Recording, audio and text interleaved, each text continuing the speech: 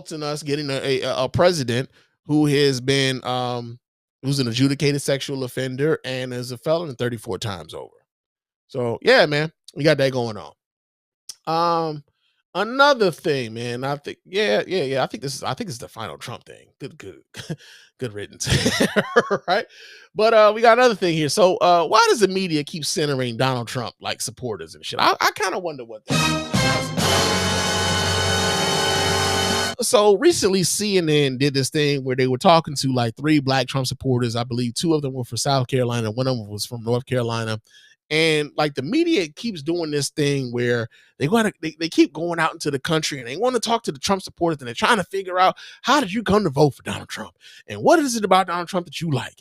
And would you vote for Donald Trump again if you had the chance? All these other things. And I'm trying to figure out, man, like, I can't remember a time, man. I really can't remember a time, even like during Barack Obama's presidency, during Joe Biden's presidency. I can't remember a time where there was a singular focus on the people who supported one particular candidate, and they continue to keep asking the people who supported that candidate, who won the presidency, about their continued support of him. I can't remember a time where that was ever a thing until Donald Trump. And they continue to do this. And I'm wondering whether or not the media, well, not even so much wondering.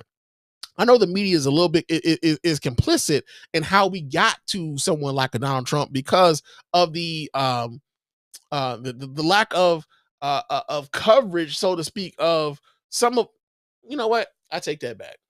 They covered this shit. I'll take that back. They covered this shit.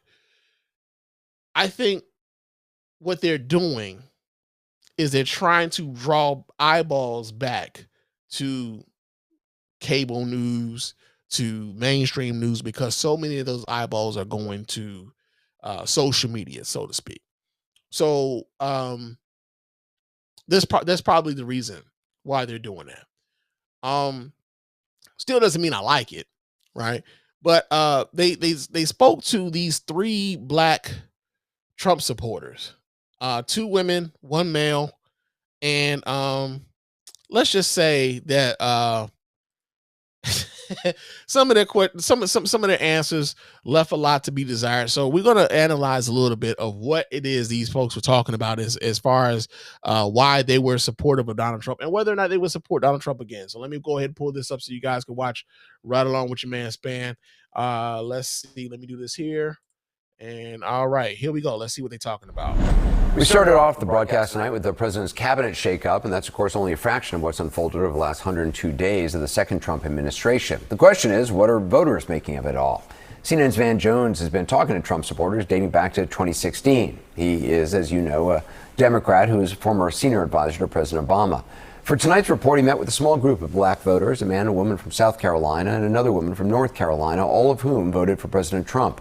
CNN's exit polling shows Mr. Trump got 8% of the black vote in 2016, and that grew slightly into the teens over the next 2 elections. Here's Van's report from Greenville, South Carolina.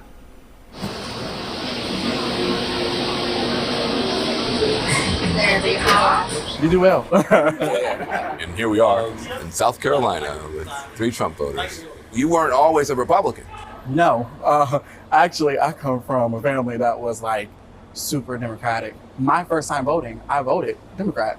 I voted for Joe Biden. What about Trump appealed to you? Am I allowed to cuss? Yeah, you can. I mean, part of it is he's an asshole. I like authenticity. You voted for Obama. So off top, sounds like some bullshit. I like that he's an asshole. I like authenticity. Do you like authenticity to the point where like they're not even being real with you because they're lying to you all the time, though? You could be an asshole, right? I get that. Like, so there's a whole bunch of people who like proclaiming themselves to be an asshole. I used to be one, bro. I used to like revel in the idea of being an asshole. And ironically enough, the minute I stopped being a self-proclaimed asshole, the less friends I had, right? The less people I can count on my hands being my friend, right? But the idea that I like authenticity and he thinks Donald Trump is authenticity says a whole lot. And then you voted for Hillary Clinton in 2016. But 2020, you voted for Donald Trump. What made the change? I began listening to someone. Her name is Candace Owens. And I read her book. And it just opened my eyes to maybe he's not this person that I have been led to believe that he was. So you voted. Also, Candace Owens. Even Candace Owens right now, some believe that she's trying to reframe some of her political positions because she can't believe that Donald Trump is, coming after the First Amendment and Donald Trump is against due process and all these things. And many people are talking about how, like, she can't rebrand. We're not going to allow her to rebrand. But this is a thing that, like, has come up, right? The other part about it is, like, when you understand that Candace Owens doesn't, and I've said this before, I don't believe that Candace Owens actually believes the shit that she's saying right now. I think that Candace Owens believes that, like, this is where the money is, especially considering what we know Candace Owens comes from. When we know that Candace Owens was using the NAACP in order to sue her school district because she said she was going through some religious, I'm sorry, but some racial discrimination in her school district. And the NAACP was able to get a settlement from that school district on her behalf. And now Candace Owens is talking about how there isn't much racism, all these things, right? So the fact that she was being able, like she said, well, I was listening to Candace Owens, and that's what made me think about voting for Donald Trump, that he wasn't exactly what I was led to believe. Okay. Against Trump in 2016. Yes. But then in 2020, you voted for him? Absolutely. Why? I saw how things were going during his first term, and I was pleasantly surprised, and I was pleased with what was happening. I saw the economy getting better. I saw country relations in certain countries getting better. What are some? Here's the other part, right? She said she saw the economy getting better. The economy was already good when Donald Trump became president. President Obama handed him a really goddamn good economy, right? And as a matter of fact, because of Donald Trump's obstruction to factual information in regards to COVID, Donald Trump helped exacerbate our response to COVID by not taking COVID seriously in the first place. But here's the thing, right? It's not that Donald Trump didn't know that COVID was a killer. He knew. Politically, he just thought it was a loser for him.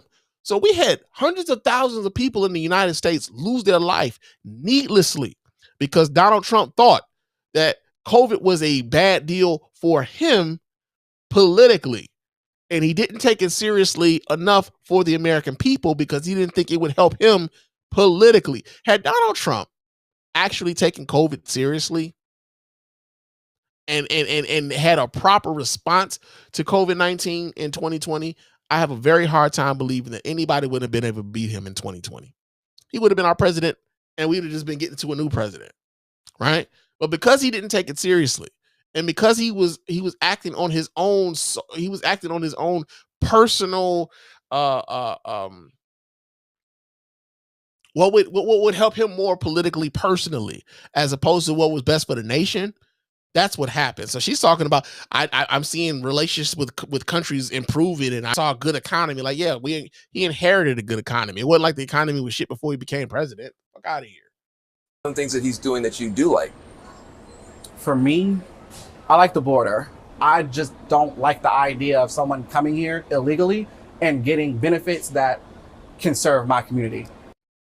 Now, this particular talking point right here, I heard this a lot, especially when I would go back home to Chicago. I was hearing some of my people even saying some of this shit about, these illegals, these migrants, they're getting all these benefits, they're getting this money.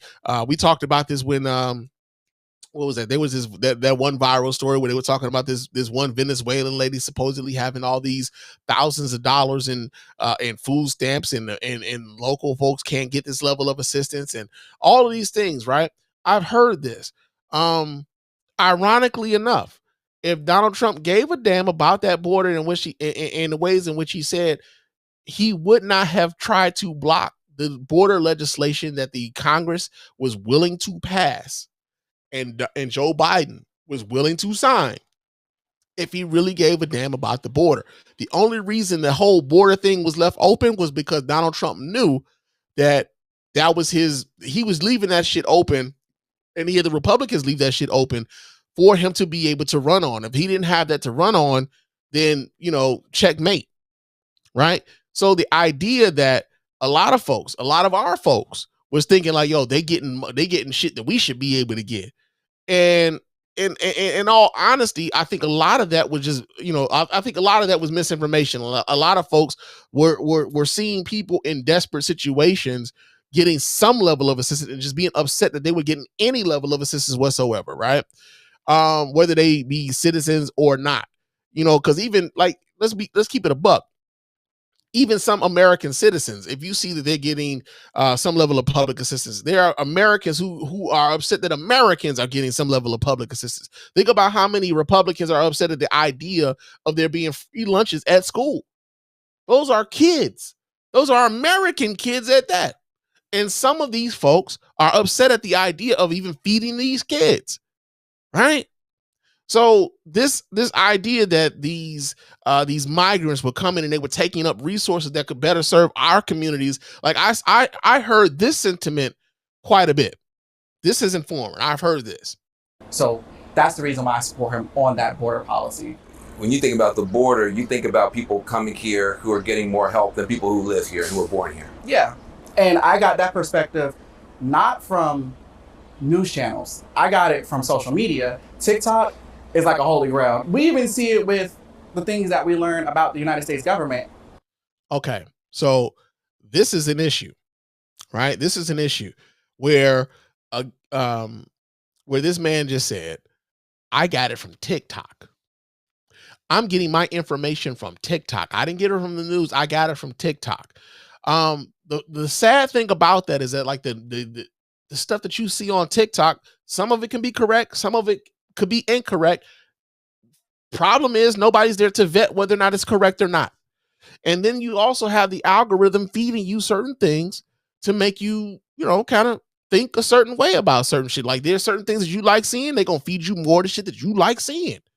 Right? So it becomes this echo chamber. Everything, it starts reinforcing all of the biases that you already have about certain things. Right? And so he fell into a rabbit hole. And he's out here saying this is the holy grail. No, bro, you probably should diversify your motherfucking information, your information pool, as opposed to saying TikTok is the holy grail, because TikTok isn't being vetted by anybody to be true or not. Right? Take for instance, right? Think about this for a second. TikTok is a Chinese-owned company. China is allegedly one of America's enemies right now, right?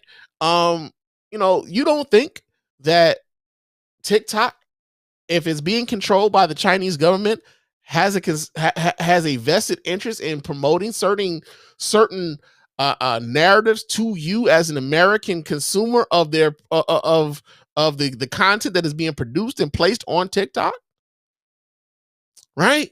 Like I remember when, like just recently, people were talking about how China and these Chinese manufacturers of goods were saying that like some of these luxury goods that you guys buy, or that myself included, that some of these luxury goods that we buy aren't necessarily made in Italy. They're not made in these other places. They're made right here in China, and we basically build up the shell and then we send it off to them, and then they put their finishing touches on it, and then they put the tag in that says it was made in this other place. But most of the stuff that you buy comes from us, right? And I remember I was like, damn, I was looking at my glasses and shit, because sometimes I get like some really nice frames, right?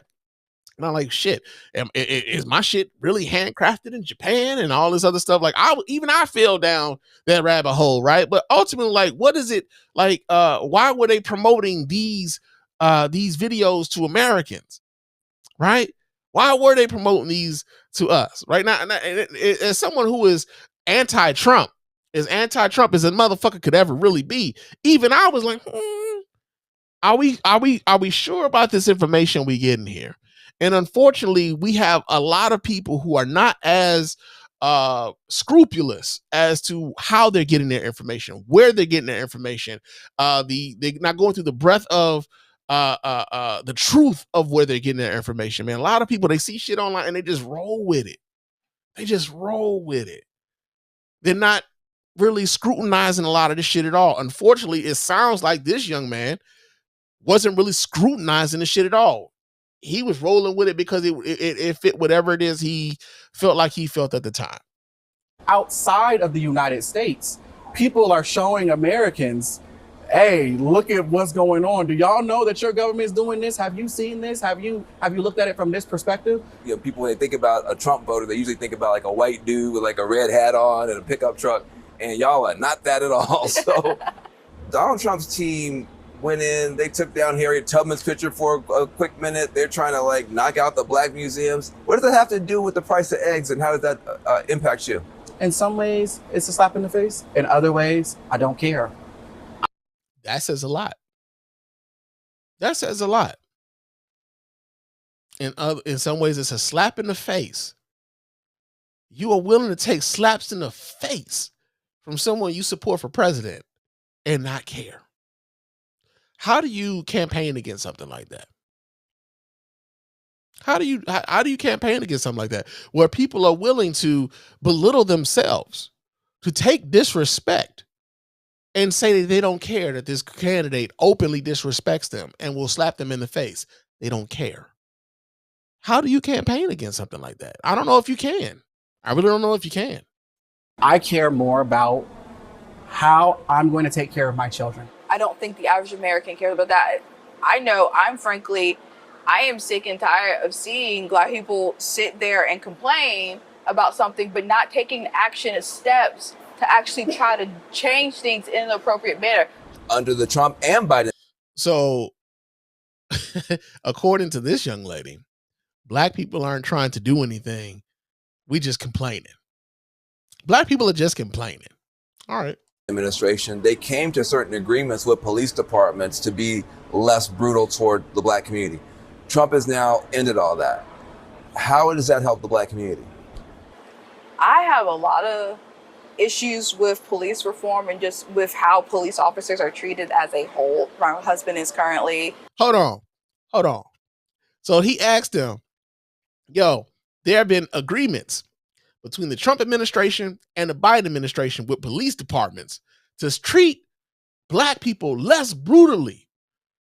And she has a problem with police reform, not because of how they're treating black people, but how they're treating the police.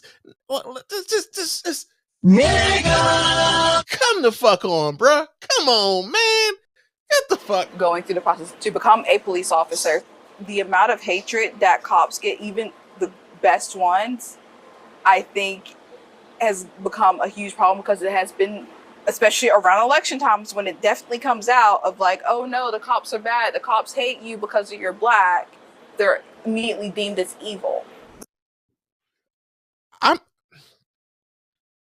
How many black people is she around? I'm honestly asking that sort of question because we don't, like, black people don't need the media to let us know that the cops don't necessarily look at us in the same way and treat us in necessarily the same way that they treat our white counterparts. We've had our own interactions with these police officers. We've had our own incidents with these police officers. Black people aren't waiting for the media to come around to tell them that the police don't treat them exactly the same way that they treat white folks. Black people been saying this shit since before the media even caught on to this shit. As a matter of fact, it took for these things to be videotaped for white people to even pay attention. Until Rodney King was getting his ass whooped by the police and this shit was videotaped for the nation to see, white people was like, oh no, you niggers are lying. That shit doesn't happen. And then when they see it, it becomes, now they got to move the goalpost on that. Well, what did he do to deserve that? You know, like, what did he do? Like, he could have just pulled over, you know, he didn't have to, you know, go on a high-speed chase or something. Why didn't he just fucking comply? So the goalposts continue to move. But for you to get on here and say, well, the media starts telling black people that the police don't like y'all, it's like, baby girl, nah. We don't need, and we don't have to wait for the media to tell us how police are treating us. We got our own fucking experiences with that. We know what it is. And because your dude, your man, is seeking to become a police officer, hopefully he's a good one. But if this is the attitude of his lady, I'm kind of questioning whether or not he's going to be a good one. Maybe he's one of those motherfuckers who's going to be one of them, you know, one of those piss poor ass, I'm blue first before I'm black type of police officers. Who knows? Don't know. Hopefully he isn't. But it wouldn't surprise me if he turns out to be. That's what I'm saying. This man is talking about running for a third term. Now, what do you think about that? The third term, for me, absolutely not. I think it's at the end of these 4 years, it's time to move on. This is a prime example of him trolling people because people have said, like, oh, if he gets in the office, he's going to be a dictator. He's going to try to run for a third term. So he's like, okay, y'all think I'm going to do that? I'm going to mess with y'all and say this to take y'all out. I thought you loved. Here's the thing, right? I remember before Donald Trump lost the 2020 election, there were people who were like, yo, man, I don't know if this motherfucker's going to try to leave. I don't know if he's going to leave peacefully, if he loses this election. And what did we find? When he lost the election, on election night, this motherfucker like, nah, I didn't lose. As a matter of fact, we won this election fraud and everything else, right? All the way up to the point where it culminated in a fucking riot at the Capitol on January 6th. And a lot of Republicans would tell you that, they wouldn't even admit that he lost the election. Wouldn't even admit it. And are still being election deniers and saying that Donald Trump won that election. So forgive us if we don't necessarily believe this bitch when it comes to whether or not he's going to honor to leave peacefully a second time. He has a track record. We don't have to wait for this nigga to troll nothing. She's talking about, oh, he's trolling. He's trolling. Like, you ever notice how, like, the most severe things that Donald Trump says, all of his supporters always talk about, he doesn't really mean it until it happens. And then we're supposed to just act like we didn't hear what the fuck we heard. But how do you campaign against something like that? Where even the people who supposedly support this dude don't necessarily take him seriously on the shit that he says and means. Right? He can say some shit and mean it, and they will give him an excuse as to why he doesn't really mean it. He's joking, he's trolling, and everything else. How do you campaign against something like that? So I guess the question that I would ask now is, going forward, when it comes to the media, I'm